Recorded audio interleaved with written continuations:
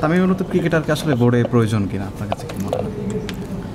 তামিম বোর্ডের দায়িত্ব কথা বোর্ডে এটা ডিপেন্ড করে আপনার মানে যে যে কে কীভাবে যেতে চাচ্ছেন। যেমন আমি মনে করেন যে খেলার পর আমার ইচ্ছা ছিল ক্রিকেট বোর্ডে আসার, আমি এসেছি। এটা এখন ডিপেন্ড করে, অনেকে হয়তো আসেনি, হয়তো বা ওদের ইন্টারেস্ট নেই। তো ডেফিনেটলি আপনার যাদের ব্যাকগ্রাউন্ড ভালো, যারা ক্রিকেটে যারা আছে, ক্রিকেট না আপনি যে কোনো স্পোর্টসে যাদের ব্যাকগ্রাউন্ড থাকে, ওরা ওই ফুটবল আছে, হকি আছে, তো আসলে এটা ক্রিকেটের জন্য বা স্পোর্টসের জন্য অনেক ভালো হবে। অন্য সব দেশের কিন্তু আপনার 3 ফরম্যাটে 3 ধরনের প্লেয়ার আছে, কিন্তু বাংলাদেশের ম্যাক্সিমাম প্লেয়াররা কিন্তু 3টা ফরম্যাটে খেলছে।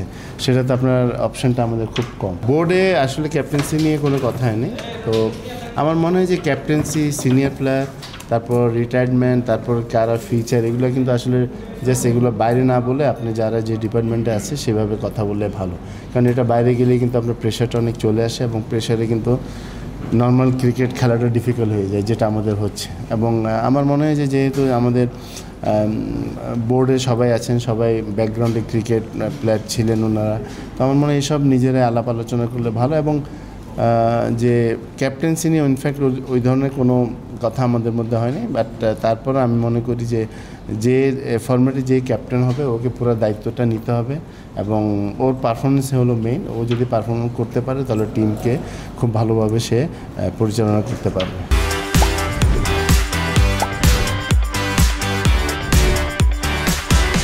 অন্য সব দেশের কিন্তু আপনার 3 ফরম্যাটে 3 ধরনের প্লেয়ার আছে, কিন্তু বাংলাদেশের ম্যাক্সিমাম প্লেয়াররা কিন্তু 3টা ফরম্যাটে খেলছে। সেটাতে আপনার অপশানটা আমাদের খুব কম। যেখানে আপনি টিম করতে পারছেন না, সেখানে 3টা ক্যাপ্টেন করা কিন্তু আপনার জন্য ডিফিকাল্ট হয়ে যাবে। বাট একটু আগে যেটা আমি বললাম যে ক্যাপ্টেন ওরকম হতে হবে যে ভালো লিড দিতে তখনই পারবে যদি ভালো পারফর্ম করে। এখন আমাদের ওই পারফর্মারটা আগে খুঁজে বের করতে হবে। যারা সিনিয়র প্লেয়ার তাদেরকে কিন্তু আমাদের সবাইকে সম্মান করা উচিত, এবং প্লেয়াররা এমন একমাত্র প্লেয়ারই বলতে পারবে ওকে কখন ওর ফিটনেস, ওর মানে আপনার যে প্রেশার কীভাবে ও খেলাটা নিচ্ছে, সেটা কিন্তু একমাত্র প্লেয়ারই বুঝতে পারে, এবং তার উপর ডিপেন্ড করে যে আপনার এবং ফিউচার, ওর কী অবস্থান, ওর সব কিছু মিলে আমার মনে হয় প্লেয়ারের উপর ছেড়ে দেওয়া উচিত। ওর ডিসিশনটা ওর, এবং যদি বেশি সমস্যা হয় তাহলে টিম ম্যানেজমেন্ট আছে, প্লেয়ার আছে, ওরা বসে সিদ্ধান্ত নেওয়া উচিত।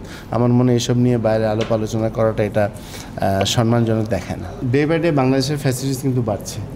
যদি আপনি ওইভাবে চিন্তা করেন তাহলে আপনি 15 বছর আগে আমাদের ফ্যাসিলিটিস যদি এখন কম্পেয়ার করেন অনেক কম ছিল, বাট তখন তো আমাদের এখান থেকে তামিম, সাকিব, মুশফিক, রিয়াদ, মাশরাফি, আশরাফুল এরা কিন্তু বের হয়ে আসছে। এরা বের হয়ে আসছে একমাত্র এটা কারণ হলো যে আপনার ইন্ডিভিজুয়ালি ডেভেলপমেন্ট।